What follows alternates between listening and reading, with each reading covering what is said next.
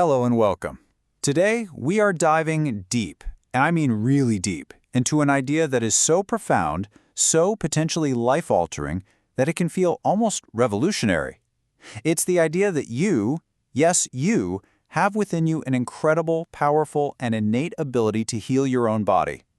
We're going to be exploring this concept through the lens of the fantastic book and documentary Heal by Kelly Nonan Gores.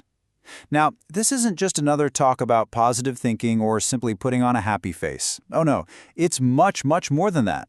We're talking about a fundamental, seismic shift in how we understand ourselves, our bodies, and what we are truly capable of. This is about pulling together the threads from cutting-edge scientists, from deeply wise spiritual teachers, and from people who have lived through incredible real-life stories of transformation that defy conventional explanation. So get comfortable, because we're about to embark on a journey that could just change the way you think about everything. So, let's start with the question that sits right at the very heart of this entire exploration. It's simple, it's direct, and it's incredibly provocative. If your thoughts can make you sick, is it possible your thoughts can make you well? Let's just sit with that for a moment. The first part of that sentence, most of us get that intuitively, right? We've all heard that stress is bad for you. We've all had that experience where you're worrying about something, a deadline, a family problem, money, and you can literally feel it in your body. Your stomach gets tied in knots, you get a headache, your heart races. We accept that our thoughts, our anxieties, can trigger a very real, very physical cascade of stress hormones that, over time, can create an environment in our body where disease can take hold. That's the thoughts can make you sick part. But here's where the magic happens. The question flips the script. It begs the logical reverse. If our minds can create the chemical environment of sickness, what's stopping them from creating the chemical environment of wellness? If a thought of fear can release cortisol, could a thought of gratitude release dopamine and oxytocin? This isn't a trick question. It's a genuine invitation to consider a new, more empowered reality for ourselves. It's the central challenge of our time together today. All right, so to really wrap our heads around such a huge topic, we need a roadmap. Think of this as our guided tour. First, we're going to start by understanding the landscape we're all living in right now. We'll call it the modern health crisis. We need to see what's not working before we can find what does. Then we'll dive into a new science of you, which is where we meet our guides, the science that offers a completely new map of the human body. After that, we'll explore the incredible scientifically validated power of belief, the pharmacy we all have inside our minds. From there, we'll look at your emotional engine, because our feelings are literally shaping our physiology every single second. Then comes the proof, healing in practice, where we'll look at incredible stories of transformation. And finally, and most importantly, we'll bring it all together with awakening the healer within, giving you the tools to take this journey for yourself. Sound good? Let's get started. Okay, Section 1, the modern health crisis. To build a new house, you first have to survey the land and understand the foundation you're working with. That's what we're doing here. We are living in this incredible age of technological and medical miracles. And yet, paradoxically, so many of us are sicker than ever. We're seeing epidemics of chronic illness, anxiety, depression, and autoimmune conditions that are just skyrocketing.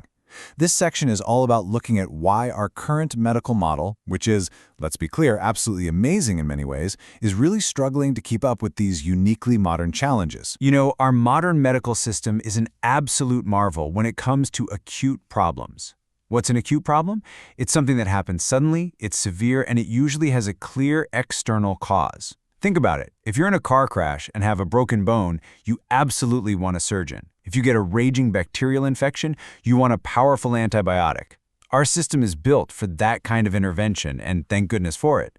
But the book argues, and the evidence suggests, that this same heroic model really struggles with chronic illness. Things like heart disease, diabetes, most cancers, autoimmune disorders like rheumatoid arthritis or Hashimoto's. These aren't like a broken bone. They don't happen overnight. They are slow, persistent, long-lasting conditions. And the issue is, we're often trying to apply an acute care model to a chronic problem. We're just treating the symptoms, the high blood pressure, the high blood sugar, without ever getting to the root cause, which so often requires a fundamental change in our lifestyle, our environment, and, as we'll see, our mindset. Now, if you need a single statistic to really crystallize this problem, Here it is. According to the experts featured in HEAL, a staggering 90% of all doctors' visits are stress-related. Just let that number sink in for a second. 9 out of every 10 times someone walks into a doctor's office feeling unwell, the primary driver, the root cause, is linked to stress. But what happens in that office? Do we get a prescription for less stress? Usually not. We might walk out with a pill for the symptom, the heartburn, the headache, the high blood pressure, but the underlying cause, the stress itself, goes unaddressed. This really highlights the main antagonist in our modern health story. It's not a virus, it's not a bacteria. It's this pervasive, relentless thing we call stress. So what even is this stress that's causing all this trouble? The book, drawing on the work of Dr. Joe Dispenza, breaks it down into 3 distinct categories. First, you've got physical stress. This is the obvious one: car accidents, falls, injuries. But it can also be more subtle, like poor posture from sitting hunched over a computer all day, or the physical trauma of surgery. Second, there's chemical stress. This is everything our body is exposed to from the outside world. We're talking bacteria, viruses, yes, but also heavy metals, pesticides on our food, pollutants in the air we breathe. And a huge one is our diet. A constant barrage of processed foods and sugar creates massive chemical stress by throwing our blood sugar out of whack. And then there's the third one, the one that is arguably the biggest factor in modern life: emotional stress. This is the traffic jam, the job pressure, the financial worries, the 24/7 news cycle of doom, a difficult family tragedy. Each one of these, whether physical, chemical, or emotional, does the exact same thing. It knocks our brain and body out of balance, out of its natural state of equilibrium we call homeostasis. Now here's the thing. The stress response itself isn't a bad thing. In fact, it's a brilliant, elegant survival mechanism. Imagine our ancestors on the savannah. A saber-toothed tiger jumps out from behind a rock. Instantly, the fight-or-flight system kicks in. A flood of adrenaline and cortisol. Heart rate skyrockets, blood is shunted away from digestion and immunity and sent to the arms and legs for fighting or running. It's a system designed to save your life in a short-term, acute crisis. It's designed for a sprint. But here's the problem, summed up perfectly by this quote. We are all running a chronic stress marathon. Our bodies react to an angry email from our boss or seeing our ex on social media with that same ancient survival chemistry. The tiger is now a looming deadline. The tiger is a stack of bills. The problem is, these tigers never go away. We're living in a perpetual sprint. And when all of your body's precious energy and resources are constantly being diverted to deal with these never-ending perceived threats, what's left over for the long-term projects? What's left for growth, for repair, for immune surveillance, for deep healing? The answer is not much. Okay, so if the old model is falling short, if we're all running this exhausting stress marathon, then we desperately need a new model. We need a new way of seeing ourselves. This is where our explainer takes a really exciting turn. We're moving from the problem to the potential solution. This section introduces a new paradigm for understanding the human body, a shift away from seeing ourselves as just a collection of physical parts, like a car engine, to seeing the body as an intelligent, dynamic, energetic system that is constantly responding and adapting. For centuries, Western medicine has been dominated by a Newtonian mechanical view of the body. It's a machine made of matter. But what if there's another way to look at it? This quote from the visionary Nikola Tesla invites us into a quantum perspective. He's telling us that to understand the true nature of reality, we can't just look at the solid stuff. We have to look at the invisible forces that govern it all: energy, frequency, and vibration. And what are we, at our most fundamental level? Quantum physics tells us we're not solid, separate things. We are vibrating fields of energy. And if we are energy, not just matter, that changes everything. Why? Because a machine is fixed. A vibration can be changed. If we are energy, then we are not static. We are dynamic. We can be influenced, we can be tuned, and we can be healed. Now this might sound a bit abstract, but it's demonstrated perfectly in a landmark experiment by the cellular biologist Dr. Bruce Lipton. It's so elegant. Here's what he did. He took a single stem cell, that's a cell that hasn't decided what it wants to be yet, and placed it in a petri dish. He let that one cell divide and divide until he had a whole community of about 50,000 cells that were all genetically identical. They all had the exact same DNA blueprint. Then, he took these identical cells and split them into 3 separate dishes. Now here is the crucial part. He changed only one thing: the culture medium, which is the chemical environment that the cells were living in.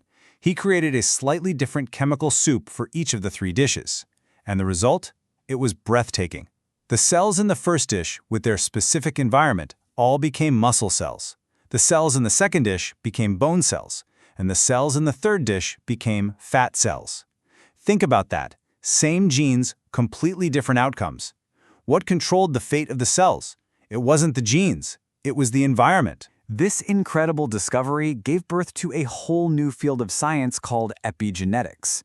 The prefix epi means above, so it's literally the science of the control above the genes.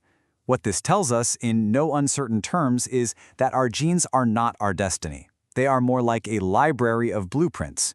They don't decide anything on their own. The environment is what acts like the contractor, going into the library and pulling out the specific blueprint it needs. The environment signals the gene. So, here's the billion-dollar question. What is the environment for the 50 trillion cells inside your body? Well, it's the blood and fluid they're bathed in. And what changes the chemistry of that fluid? As we've seen, it's our response to the world. The end product of an experience in the environment is an emotion. When you feel deep love, your brain releases one cocktail of chemicals into your bloodstream. When you feel intense fear, it releases a completely different cocktail.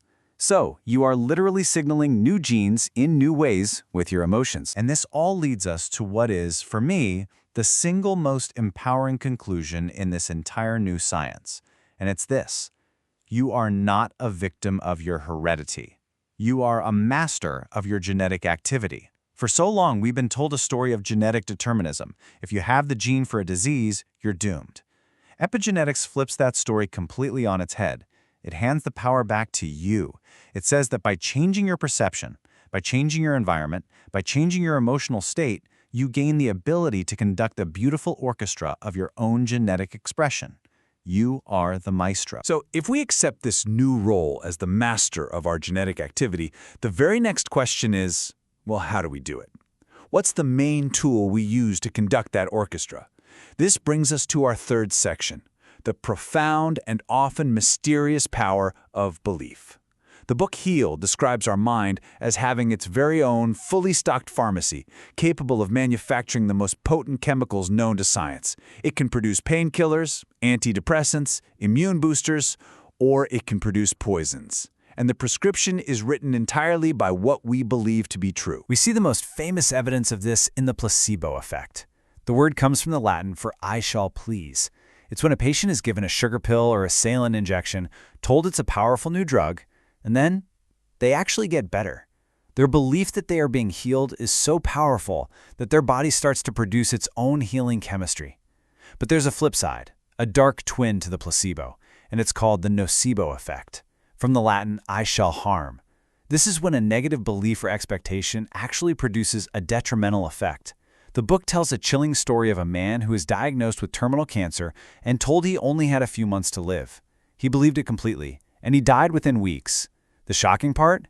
The autopsy revealed that the doctors had been wrong. His cancer was not advanced at all. He didn't die from the cancer. He died from the belief that he was dying. His belief literally became his biology. Placebo and nocebo are two sides of the very same coin, and they prove that our expectation isn't just a thought. It's a biological instruction. And listen, this isn't just a handful of weird anecdotes. This is borne out in rigorous, double-blind scientific studies. Take this data from studies on antidepressants. It's absolutely mind-blowing. When you look at the results, a staggering 81% of the positive response from patients came from the placebo effect. That means for the vast majority of people, the healing came not from the chemical in the pill, but from their belief that they were taking something that would help them. Their own minds, their own inner pharmacies began producing their own feel-good neurotransmitters, their own antidepressants, simply because they were given the suggestion and the permission to heal. Our mind truly has its own pharmacy, and belief is the key that unlocks the door. So, how do we consciously use this incredible power in our own lives, especially when facing a scary health challenge? The book offers this incredibly wise and practical mantra, a quote attributed to both Dr. Michael Bernard Beckwith and Dr. Deepak Chopra. It's so powerful. Believe the diagnosis, now you can do something about it, but don't believe the prognosis. Let's break that down. Believe the diagnosis. This means don't live in denial. Accept the reality of what is. You have to acknowledge the facts on the ground so that you can take responsible action. But, and this is the crucial part, don't believe the prognosis. A prognosis is just a prediction, an educated guess about the future based on statistics from other people. But you are not a statistic. Nobody can truly predict your future. So, since the future is unwritten, why not choose the best possible story for yourself? Why not choose the prognosis you want? This mantra gives you the power to accept your current reality without surrendering your power to create a new one. Of course, you can't talk about belief without talking about feelings. They're deeply, inextricably linked. It's one thing to say, I believe I can heal, but it's another thing to truly feel it. This section explores what the book calls our emotional engine, the way that what we feel in our hearts, moment to moment, is directly and chemically shaping the landscape of our bodies. The work of scientists like Greg Braden and the HeartMath Institute has shown this in stunning detail. When we genuinely feel elevated emotions, things like love, gratitude, compassion, joy, our heart begins to beat in a very specific harmonious rhythm. It sends a smooth, orderly, coherent signal up to the brain. The brain receives this beautiful signal and responds by releasing a cascade of what we can call life-affirming chemistry, growth and repair hormones like DHA, and feel-good neurotransmitters like oxytocin and dopamine. This is the chemistry of thriving. Conversely, when we feel limiting emotions like fear, anger, resentment, or frustration, our heart rhythm becomes jagged, disordered, and chaotic. It sends this chaotic signal to the brain, which interprets it as a threat. And what does it do? It releases the stress hormones, cortisol and adrenaline. This is the chemistry of survival. This is an abstract woo-woo theory. This is measurable physiology. Your emotions are constantly telling your body whether it's time to grow and repair or time to fight for your life. The critical importance of this inner emotional work is powerfully confirmed by the groundbreaking research of Dr. Kelly Turner. She studied thousands of cases of what she calls radical remission. These are people who had a statistically improbable healing from cancer, often after conventional medicine had given up on them. She wanted to know, what did these people have in common? She meticulously identified 9 key factors that were consistently present. And what she found is the core message of our entire explainer today. Look at this list. Yes, radically changing your diet is on there. Using herbs and supplements is on there. Those are physical things. But out of the 9 key factors, those are the only 2 that are purely physical. The other 7, the vast majority, are all mental, emotional, and spiritual. Releasing suppressed emotions, increasing positive emotions, embracing social support, deepening your spiritual connection, and maybe the most important one of all, having strong reasons for living. This research is a powerful testament that the inner work, the work on our emotional and spiritual world, isn't just an accessory to healing. It's the main event. And when we talk about releasing suppressed emotions, this often leads us to one of the most challenging but also one of the most liberating parts of the healing journey, forgiveness. So many experts in the book identify unforgiveness, resentment, regret, and bitterness as major emotional blockages to healing. Holding on to these feelings is like drinking poison and expecting the other person to die. It keeps that chaotic heart signal and that stress chemistry coursing through your veins day after day. So these questions are here as a personal tool for you. Who do you need to forgive? And just as importantly, what do you need to forgive in yourself? Remember, forgiveness isn't about condoning what happened or saying it was okay. It's about a selfish act. It's about you deciding to finally cut the energetic anchor that tethers you to a painful past so that you and your body can finally be free to sail into a new future. Okay, so we've talked about the problem, the new science, the power of belief, and the role of emotions. Now, this is where the rubber really meets the road.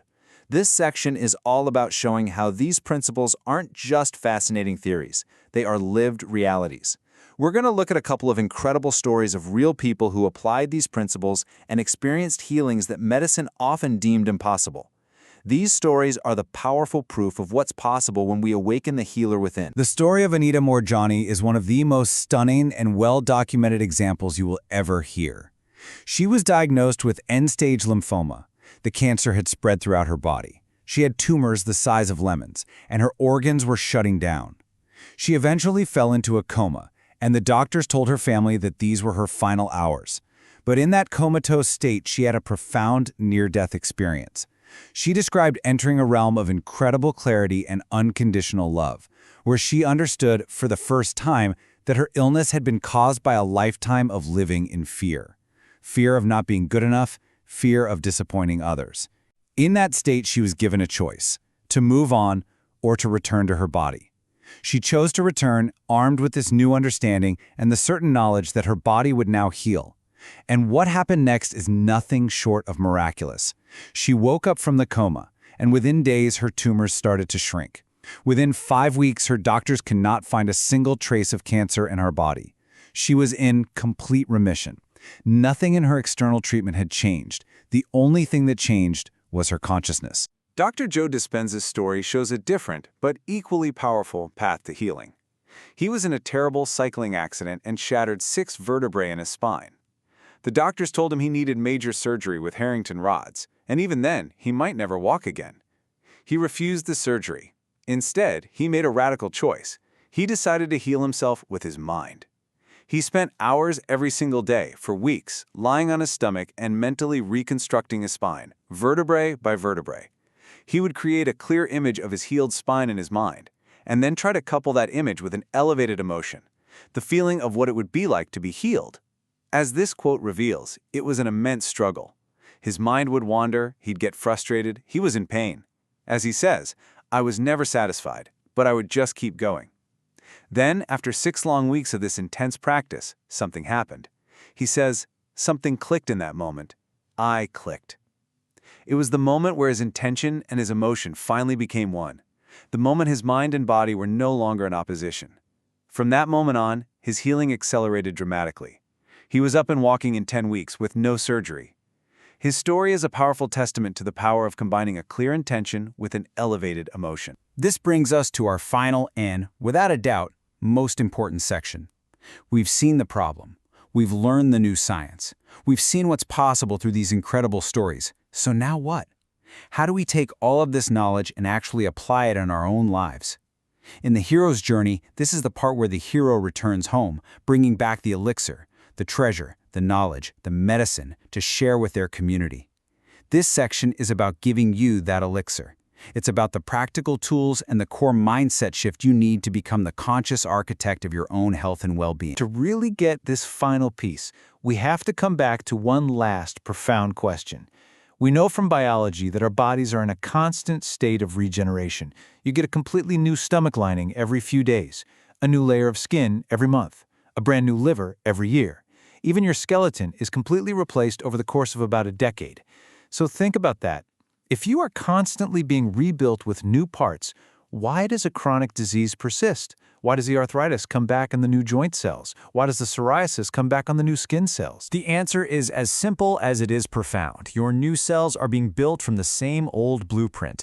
They are being created in the same environment of stress chemistry. They are being informed by the same limiting beliefs and the same stuck emotions. You're rebuilding the house, but you're using the same faulty architectural plans over and over again.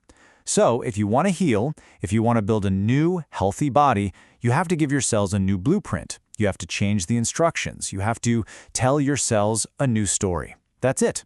That is the elixir. So how do we tell that new story? It's not a one-time event, it's a daily practice. The book Heal leaves us with this beautiful toolkit, these 10 reminders for the journey. It starts with awareness. You can't change what you're not aware of. It includes that powerful mantra of accepting the diagnosis, but choosing your own prognosis. It reminds us of the importance of our environment, both the people we're with and the food we eat, and it gives us the core practices: meditation to quiet the mind, gratitude and forgiveness to open the heart, and that powerful combination of visualization with elevated emotion to write the new blueprint. But perhaps the most important reminder is the last one. Be gentle with yourself and take it one day at a time. This isn't about perfection, it's about direction.